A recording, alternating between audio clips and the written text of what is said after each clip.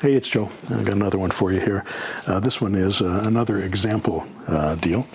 Here's the guy. He says, I'm in D.C., Washington, D.C., and I have a seller with $775,000 house. Real estate's very high out here. It would rent for about $3,500 a month. It's in excellent condition. He owes $700,000 on it and has payments of $4,100. He tried to sell it with an agent, first at $825 and then eventually dropped it to $775. He did this for 6 months, but didn't have any luck. How can I make money on this house? Well, we've already discovered through his realtor that it's not worth the $775. If he's had it on the market for more than 30 to 45 days at a specific price, and he's got it on the MLS or the realtor has it listed for that amount for that period of time, it's likely not worth that amount because it's not going to sell. Most properties, 40% of all houses that sell in the United States by realtors sell within the first 30 days. The second 30 days, only 7% sell. The third 30 days, only 7% sell. The fourth 30 days, it jumps up to 20% that sell.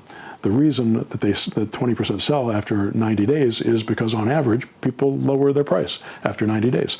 So if it's not sold within the first 30 to 45 days on the MLS and it's properly marketed on the MLS and not outside the MLS, doesn't matter where else it is, because the MLS is what sells those properties because that's where other agents bring their qualified buyers. And buyers always work with agents because if they're qualified, because it's free. It's free to have a professional do that work for you and show you everything that's available. And that's why for sale by owners don't work, because people are all working with agents if they're qualified. Otherwise, for sale by owners would work, and they don't. And even if you offered as a for sale by owner commission, agents don't want to work with you because then they have to do twice as much work. And it's much harder to put a deal together if you're on both sides of it when you don't really have control. If you don't have the listing and the buyer, and you're going to get full commission for it, which is usually the whole reason people for sale by owners are not doing it that way. If you're not going to get that stuff, you don't want to have to be the person who's doing all the work on both sides of the transaction to get it done. So they're not going to even show your property, even if you're offering them a commission. Anyway, here's how I would do this property. You can't take the subject to. Go look at the hierarchy of zero down structures. You always start at the top of the hierarchy, subject to. Not going to be subject to because there's not any cash flow in this property. It's actually negative cash flow.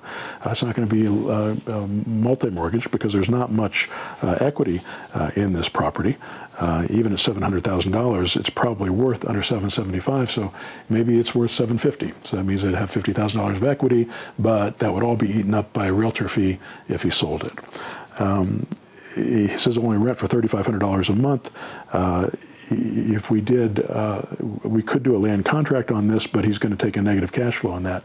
What I would do as a short-term type of deal is I would try to rent it for 3 months on a lease option as the seller. And I would take a negative cash flow. If he has payments of $4,100 PITI, and he has to pay he's only getting $3,500, that means he's got $600 a month negative cash flow.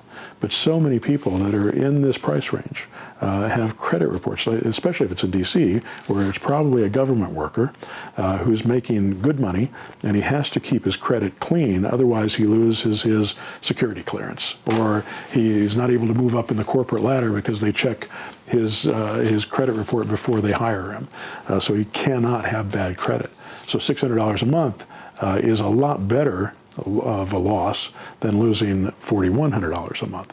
So if we did a 3-year lease option on this property and let the market kick in for a while and maybe the values would start going up, so if the values go up, that eventually after 3 years, if this guy doesn't exercise the option, then the seller could sell the property and the values would have gone up and he would have more equity and it'd make it easier for him to sell.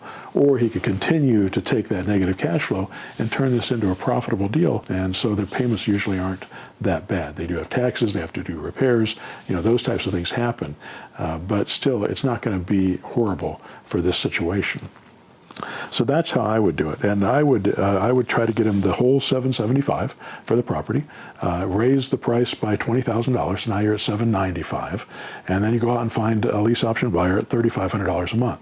Now, you don't want to try to get them the 4,100 because you will not get it. You're just wasting your time if you're trying to sell that property not for a higher price, but for a higher monthly payment. Monthly payment is their buyers are far more sensitive. Lease option buyers are far more sensitive on monthly payment than they are on the purchase price. They'll be willing to pay a premium on the purchase price of the property because they couldn't even go out and buy this property without coming up with 10 or 20% down. So they're looking at $70,000, $150,000 for a down payment. Plus, they would have to pay payments that would be very close to this $4,100 every month anyway. So instead of doing that, they can get it for $3,500. They can get it for $10,000 or $20,000 down, and they can call this property their home, and it could end up being a decent deal for them. And values may go up over the next 2 or 3 years, and they may be able to actually make money on the property depending on how fast the market is moving. All right. Hope that helps. That helps. That helps. That helps. That helps. That helps.